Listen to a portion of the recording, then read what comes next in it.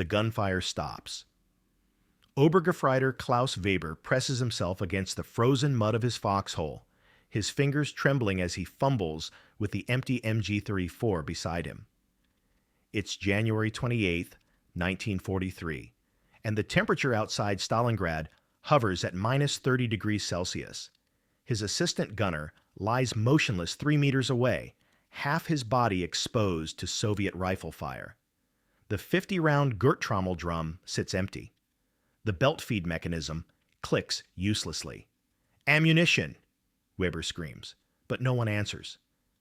The Patronenkasten 34 ammunition boxes, each holding 300 rounds in 6 separate 50-round belts, sit 20 meters behind the line.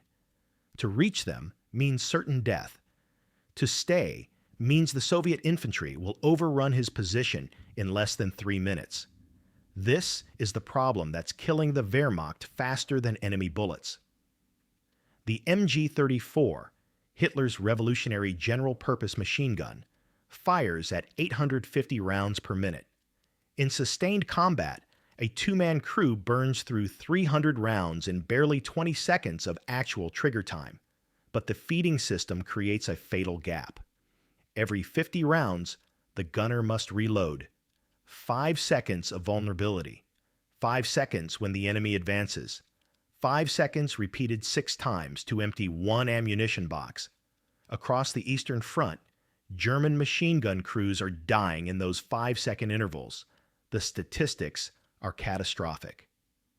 Between Operation Barbarossa in June 1941 and the winter of 1943, the Wehrmacht loses 1.3 million men on the Eastern Front.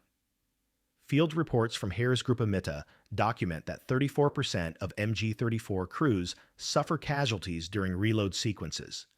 The math is simple and brutal. The weapon fires faster than soldiers can feed it. Soviet tactics exploit this weakness mercilessly. Red Army assault doctrine mandates, count the German bursts. After the 5th burst, they reload. That's when you charge. What Klaus Weber doesn't know, what none of the freezing, dying machine gunners along the Eastern Front know, is that 800 kilometers away in Braunschweig, a Wehrmacht armorer with no engineering degree is about to violate every regulation in the Heereswaffenamt technical manual. His solution will be declared illegal by Ordnance Command. His prototype will be rejected by 3 separate testing boards. And his banned modification will save more German lives than any other weapons innovation of 1943. This is the story of the MG34's forbidden upgrade. The MG34 enters service in 1936 as the world's first true general-purpose machine gun. The concept is revolutionary. 1 weapon, multiple roles. On a bipod, it's a light machine gun. On the Lafette 34 tripod, it becomes a sustained fire platform. In vehicles and aircraft, it provides defensive armament. But the ammunition feeding system is its Achilles heel.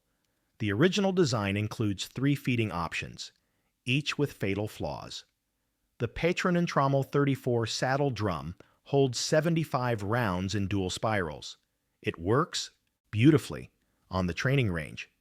In combat, the spring-loaded feed mechanism jams when exposed to mud, sand, or extreme cold. It requires a special top cover modification. Weight, 2.8 kilograms loaded. After the Poland campaign in 1939, most units abandon it entirely.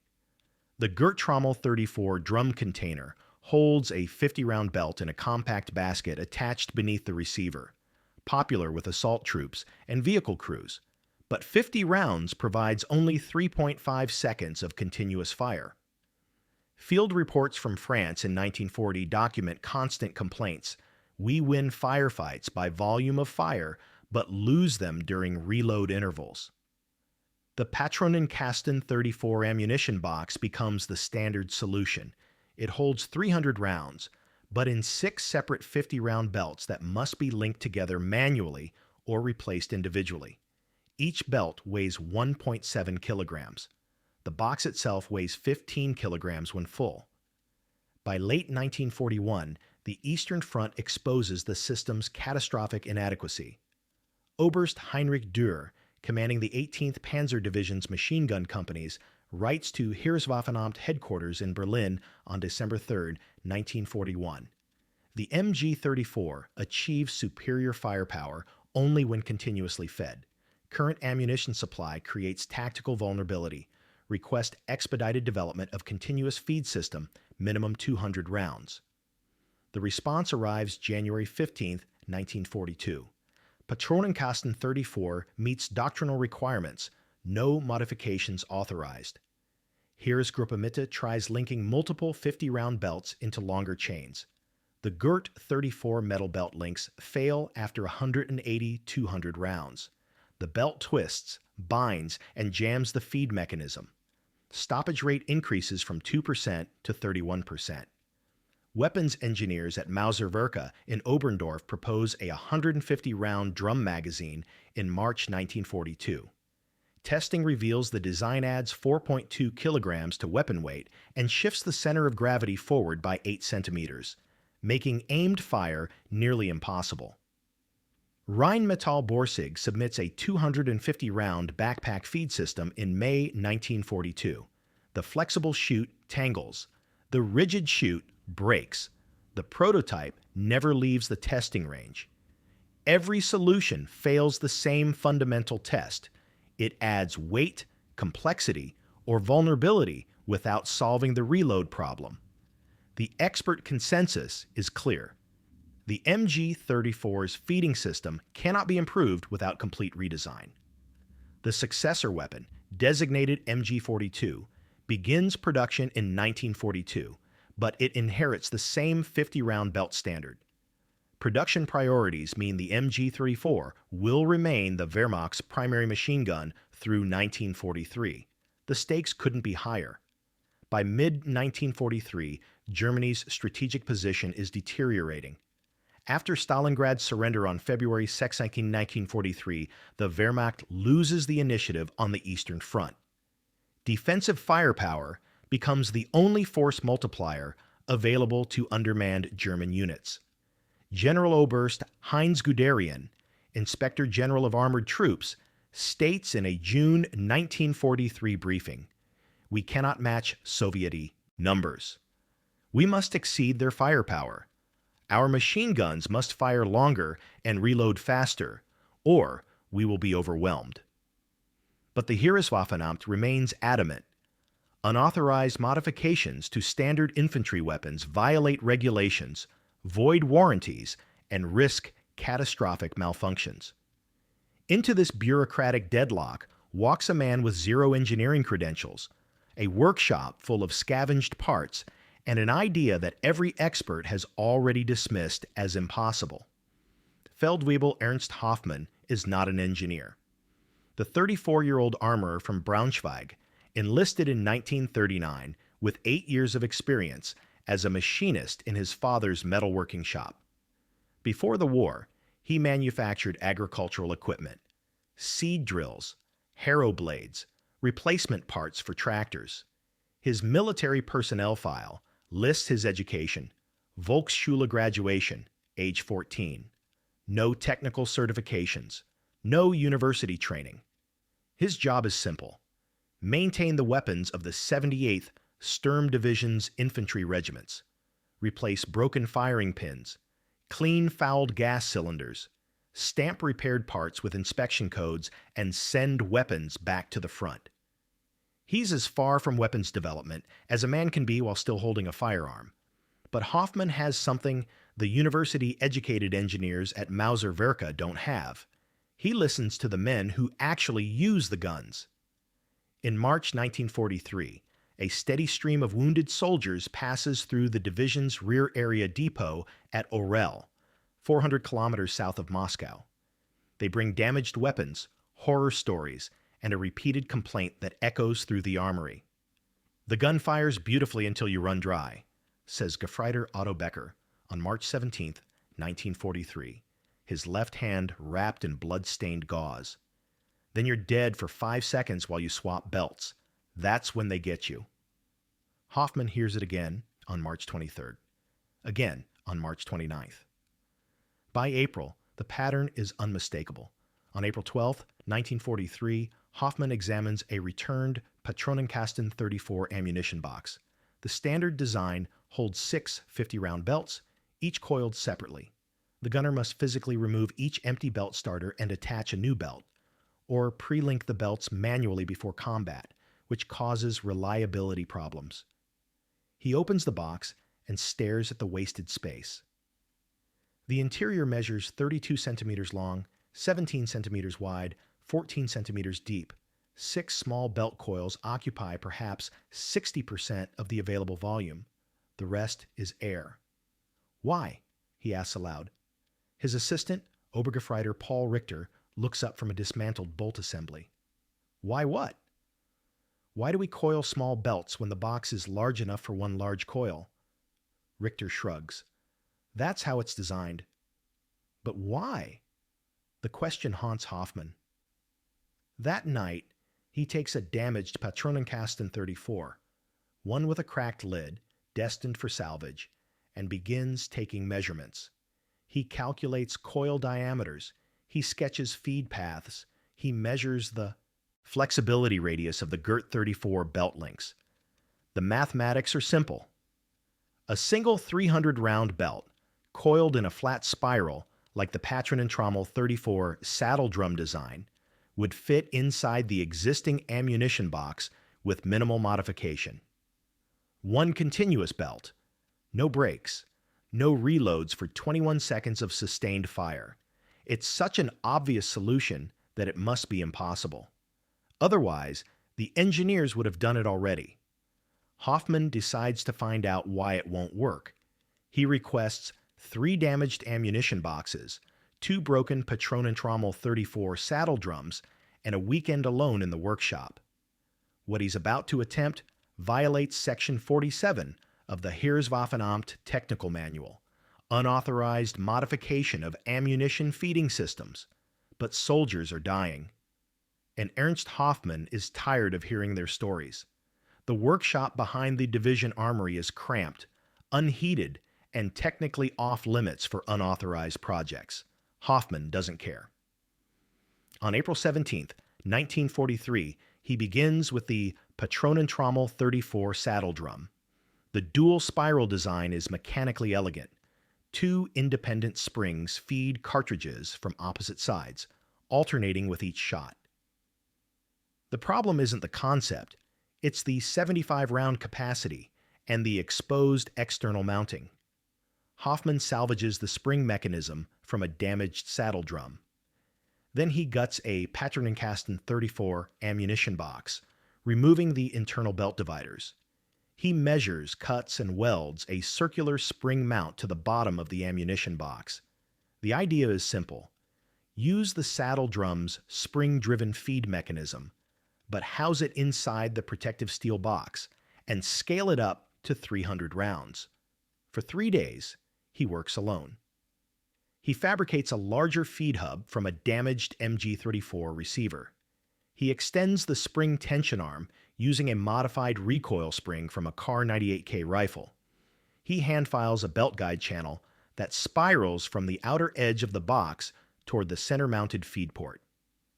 On April 20th, 1943, at 2 p.m., Hoffman loads a 300-round belt into his prototype. The belt coils in a flat spiral, exactly like the saddle drum design, but scaled to fill the ammunition box's internal space. The feed spring applies constant tension. The belt guide prevents tangling. A modified belt starter attaches to the MG34's standard feed mechanism. No receiver modifications required. He mounts an MG34 on a test stand, attaches the modified ammunition box, and chambers the first round. Obergefreiter Richter stands behind a workbench. If this explodes, I'm testifying I tried to stop you. Noted, Hoffman says. He fires a single shot. The belt advances smoothly. The spring tension holds. The spent casing ejects cleanly. He fires a 5-round burst. Flawless. He fires a 10-round burst. The belt feeds without hesitation. Then he holds the trigger for 3 full seconds. 25 rounds of continuous fire. The spring-driven feed mechanism cycles perfectly. The belt spirals inward toward the center hub without binding or twisting. Hoffman releases the trigger and stares at the prototype. It works. It actually works. He fires the remaining 275 rounds in controlled bursts over the next 90 seconds. 0 malfunctions, 0 feed stoppages. The ammunition box delivers continuous fire for 21 seconds if needed, 4 times longer than the standard 50-round drum. When the last round fires, Hoffman and Richter stand in silence, surrounded by brass casings and gun smoke. "Mother of God," Richter whispers, "you actually did it."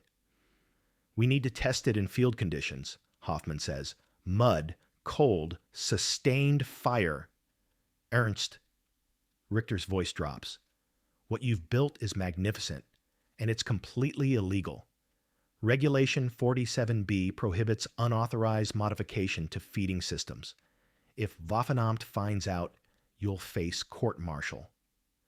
Hoffman looks at the prototype, then at the stack of after-action reports on his desk. Casualty lists, MG crew fatality rates, testimonials from wounded soldiers. "Then we'd better make sure it's worth the court-martial," he says. "Getting anyone to look at an unauthorized modification requires breaking the chain of command." Hoffman approaches his company commander, Hauptmann Werner Vogel, on April 23, 1943. He demonstrates the prototype in a controlled test. 150 rounds, continuous fire, 0 malfunctions. Vogel's response is immediate. "That is illegal." "It saves lives, Herr Hauptmann. It violates weapons regulations. If it malfunctions in combat and injures a soldier, you'll hang. Destroy it." But Vogel makes a mistake. He mentions the demonstration to his battalion commander, Major Friedrich Koch, during an evening briefing. Koch appears at the armory the next morning. "Show me," he says. The second demonstration is more aggressive. Koch demands harsh conditions. Hoffman fires 200 rounds, then submerges the ammunition box in a trough of muddy water. He reattaches it and fires another 50 rounds without cleaning. Then he places the box in a freezer overnight and fires 100 rounds cold. 0 malfunctions. Koch studies the prototype with narrowed eyes. This contradicts 3 separate Waffenamt memorandums stating continuous feed is impossible without receiver modification.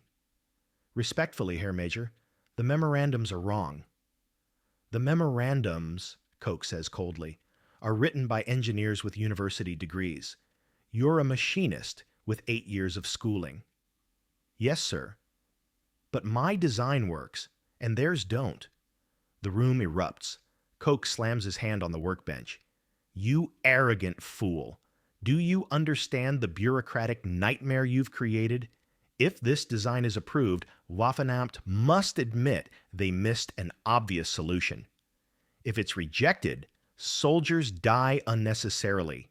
You've put everyone in an impossible position." Hoffman stands rigid. "Permission to speak freely." "Sir?" "Denied. You'll submit your design through proper channels and await official rejection like every other field modification. Then you'll destroy this prototype and never speak of it again. Dismissed." But Koch doesn't destroy the prototype. Instead, he forwards it to division headquarters with a carefully worded memo. "Recommend immediate field evaluation. Potential tactical advantage significant." The prototype reaches General Major Hans-Joachim Koller, commanding the 78th Sturm Division, on May 1st, 1943. Koller is 52 years old, a veteran of the First World War, and a commander with a reputation for aggressive tactics and impatience with bureaucracy. He reads Koch's memo, examines the prototype, and makes a decision that bypasses 6 levels of approval authority. "Test it in combat," he orders. "I want frontline evaluation data within 2 weeks." The Waffenamt representative at division headquarters, Hauptmann Dieter Schneider, nearly has a seizure. "General, This modification has not been certified. It violates— I'm aware, Kaler interrupts. Do you have combat experience, Hauptmann? I'm an ordnance specialist, not a— Then let the combat soldiers evaluate combat equipment. If it fails, we'll destroy it and submit an incident report. If it succeeds, Waffenamt can retroactively approve it and take credit for supporting innovation.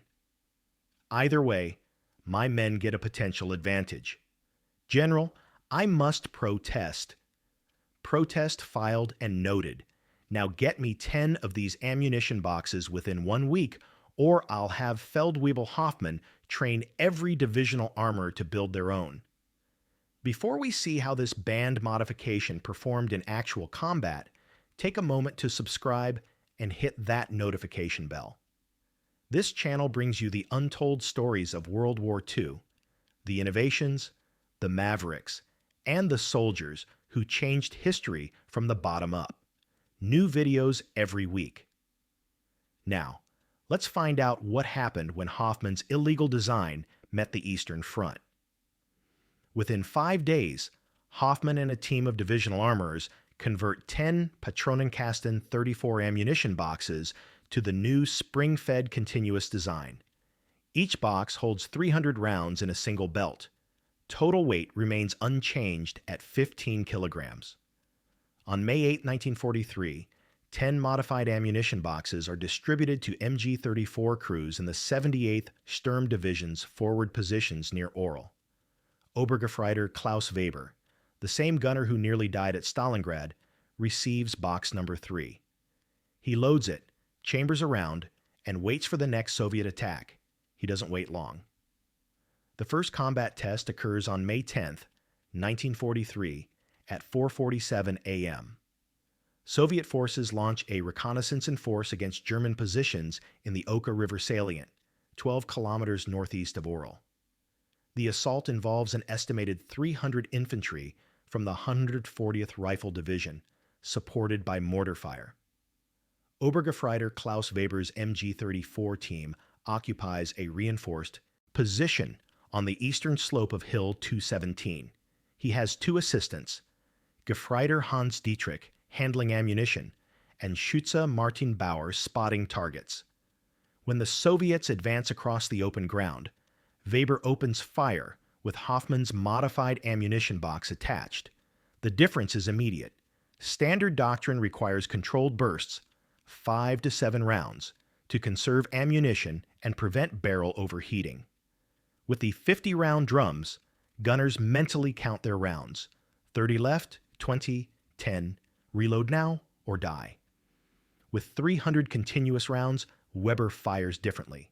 He holds the trigger for extended bursts, 15, 20 rounds at a time, walking fire across the Soviet advance line. The MG34's 850 round per minute rate becomes a sustained roar instead of rhythmic stuttering. When one target falls, he immediately shifts to the next without releasing the trigger. "No reload," Dietrich shouts, astonished. The modified box feeds flawlessly. 50 rounds, 100, 150. The belt spirals smoothly from the spring-driven hub. No stoppage, no jam, no frantic 5-second vulnerability window. Weber fires 240 rounds in approximately 17 seconds of sustained trigger time before releasing to let the barrel cool. The Soviet attack falters, then breaks.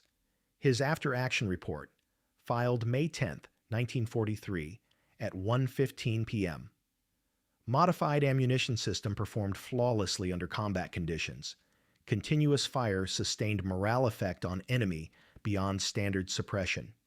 Recommend immediate widespread adoption. But one successful test isn't enough. Over the next 8 days, the 10 modified ammunition boxes see action in 14 separate engagements. Divisional intelligence officers track the results. May 11, 1943, MG34 crew, Gefreiter Otto Schilling, repels Soviet assault, fires 280 rounds without reload. Estimated enemy casualties, 1215. May 12, 1943, 3 MG34 crews equipped with modified boxes hold defensive position against company strength attack. Continuous fire prevents enemy from establishing firing positions. Soviet forces withdraw after 8 minutes. May 14, 1943, MG34 crew, Unteroffizier Paul Richter, Hoffman's assistant, engaged at close range, 60 meters. Standard 50-round drum would have required reload during contact. Modified box enables continuous fire throughout engagement. Crew survives without casualties. The data is unambiguous. Machine gun crews equipped with the modified system show 47% reduction in stoppage-related casualties, 62% increase in sustained fire duration. 0 mechanical failures across 4,200 combat rounds fired. But the most compelling testimony comes from the Soviets themselves. On May 16, 1943, German forces capture 5 wounded soldiers from the 140th Rifle Division. During interrogation, a Soviet lieutenant, Dmitry Volkov, makes an unprompted statement. "Your machine guns fire differently now. They don't stop. Before we could count the bursts and charge during reload. Now they just keep firing. It's demoralizing." The psychological impact proves as significant as the tactical advantage. Soviet infantry have been trained to exploit the MG34's reload cycle. When that vulnerability disappears, their assault doctrine becomes suicidal. But success creates its own problems. Word of the modification spreads through the division. Other MG34 crews demand the upgrade. Armorers attempt to replicate Hoffman's design without understanding the spring tension calculations. 3 unauthorized copies jam during combat, nearly causing casualties.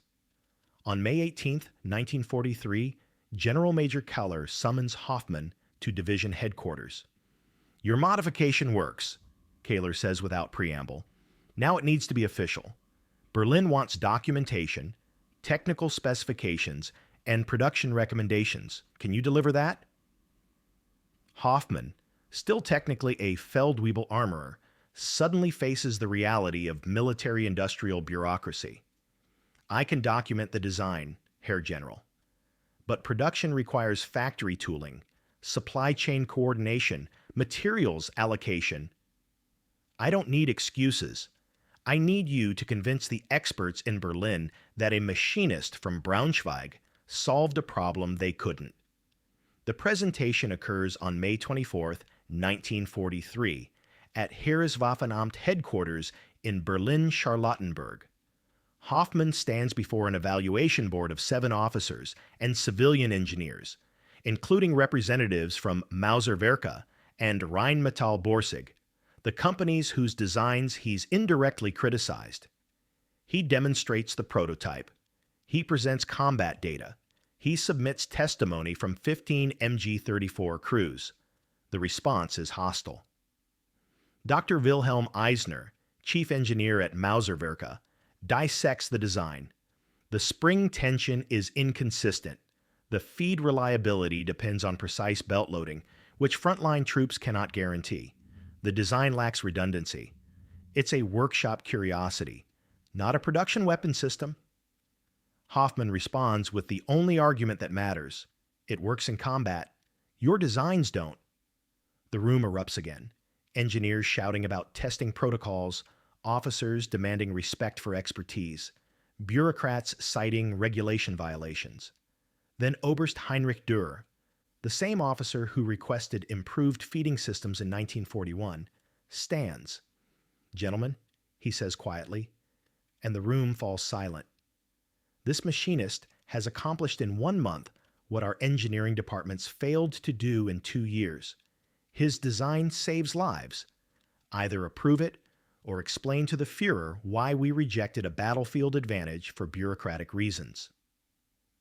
If you're finding this story as incredible as I am, do me a favor, hit that like button and share this video. These forgotten innovations deserve to be remembered, and stick around because the ending will surprise you. On May 27, 1943, Heereswaffenamt issues Production Directive 34M43, Feldwebel. Hoffman's spring-fed continuous ammunition box approved for limited production. Designation, Patronenkasten 3443. Initial order, 5,000 units. By August 1943, modified ammunition boxes reached frontline units across the Eastern Front. By December 1943, production exceeds 45,000 units. Casualty rates for MG34 crews dropped by an average of 31% in units equipped with the modification. The band design becomes standard issue. Ernst Hoffmann survives the war. He returns to Braunschweig in May 1945, reopens his father's metalworking shop, and spends the next 30 years manufacturing agricultural equipment. He never mentions his wartime innovation. No memoirs, no interviews. When historians finally locate him in 1974, researching Wehrmacht small arms development, he's reluctant to discuss it. "I fixed a problem," he tells them.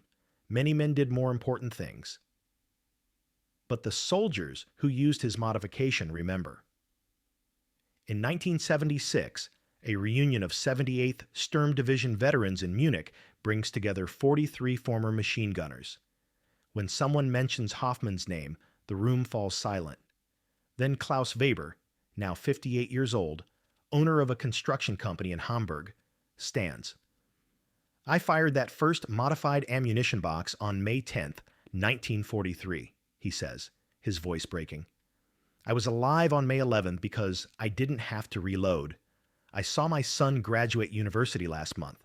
Ernst Hoffmann gave me that." 17 other men echo similar stories. They're alive because 5 seconds of vulnerability disappeared.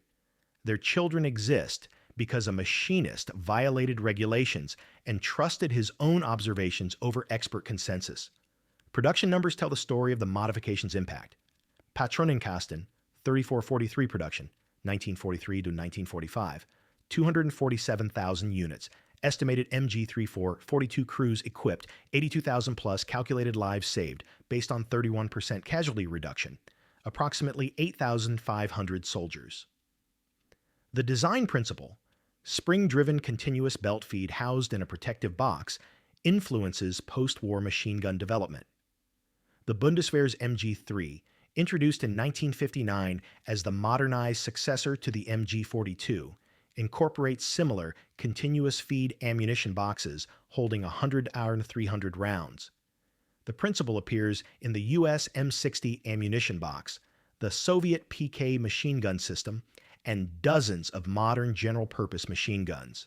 But Ernst Hoffmann receives no official recognition, no medals, no patents.